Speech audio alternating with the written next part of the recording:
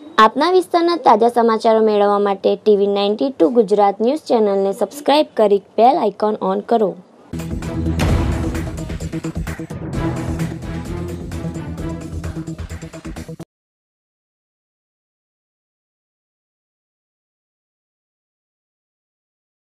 Surat railway સ્ટેશનના platform number 4 પર 600 રૂપિયાની લેતી દેતીમાં હત્યા। ચપ્પુના ઘા ઝીકી યુવકની હત્યા કરાઈ। ધોળા દિવસે હત્યા થતા પોલીસ સામે સવાલ।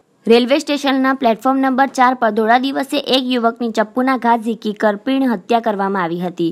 દીપક નામના યુવકે કાળુપાલ નામના વ્યક્તિ પાસેથી 600 રૂપિયા લીધા હતા। આ રૂપિયાની લેતી દેતીને લઈને કાળુપાલ નામના વ્યક્તિ અને દીપક વચ્ચે રૂપિયાની લઈને બોલાચાલી થઈ હતી। બાદમાં મામલો ઉગ્ર બની જતા કાળુએ દીપક પર ચપ્પુથી જાહેરમાં હુમલો કરી દીધો હતો, જેથી ઘટના સ્થળે દીપકનું મોત નીપજ્યું હતું। રેલવે પોલીસે ઘટના સ્થળે પહોંચીને તપાસ હાથ ધરી હતી। જોકે રેલવે સ્ટેશનના પ્લેટફોર્મ પર જ ધોળા દાડે થયેલી હત્યાને લઈને પોલીસની કામગીરી સામે સવાલો ખડા થયા છે।